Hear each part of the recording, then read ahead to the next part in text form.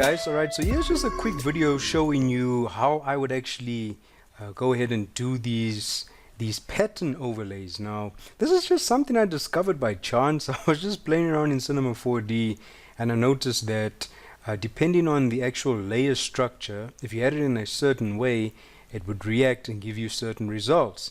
So having the layer structure in the correct order is really important to get what you see over here. So you can see I basically took one of my materials and combined it with a opacity material. So this usually works with any of my opacity materials. So any material that utilizes this opacity channel and has transparency, we can actually combine it with other materials. So you can see we've got this result. Here was another result as well, where it took like this diamond pattern and it overlaid it and put on another material, which I thought was really interesting.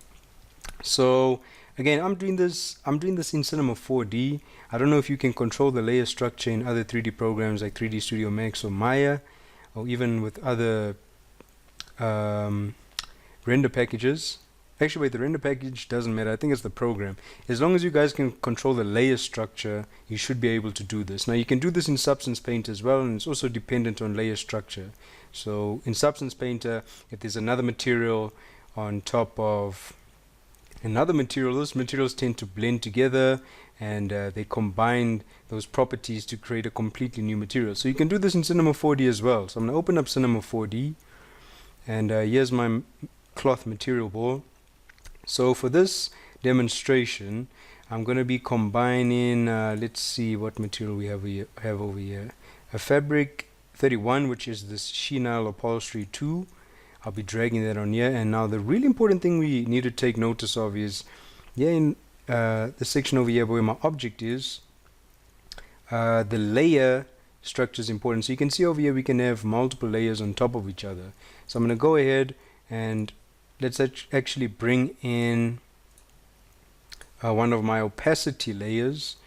So let's do it this exact same one that I used in this example, because it has like the most open space on it as well. So like I said, this basically acts as a pattern overlay, and I just discovered this by chance, which I thought is really cool, and I just wanted to share it with you guys in case you wanted to use these opacity layers in another way. You can do that here. So I'm dragging that, make sure I got that on glossy. Let me bring in a normal, and let me bring in an opacity.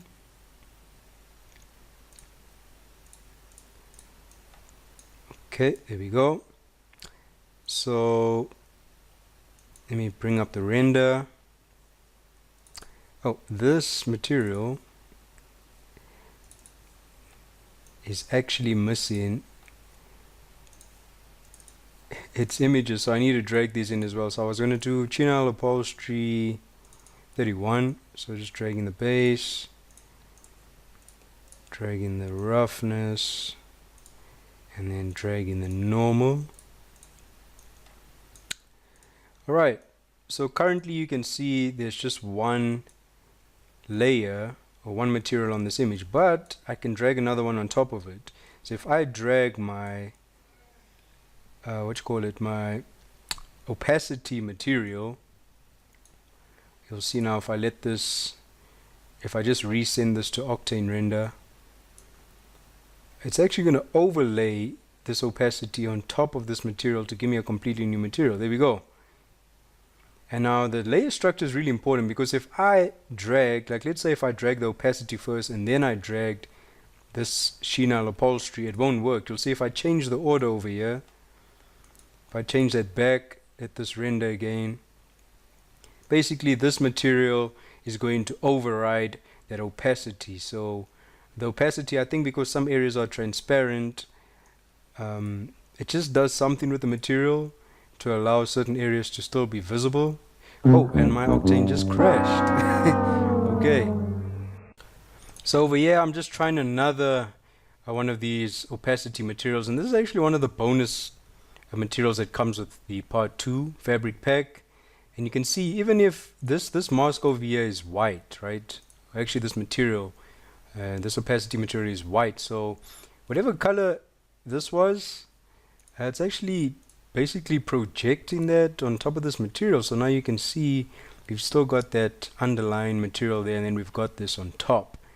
So now instead of it being a opacity and open kind of like lace or mesh pattern like this, it becomes an enclosed material that's combining that previous material with my opacity material. So it's just a way to create more complex materials, which I think is really, really cool. And again, this is just the layer structure. Make sure your opacity material is always in front of the other material that you want to combine it with. Because if this is in front of the opacity, it's just going to override that. Okay, so quick tip. Maybe you guys will find this useful. Maybe you want to use my opacity layers with other materials as overlays, then you guys can do that, and it's really simple. And I hope that you guys can also do this in other programs where you can control the layer structure of the materials like this. All right.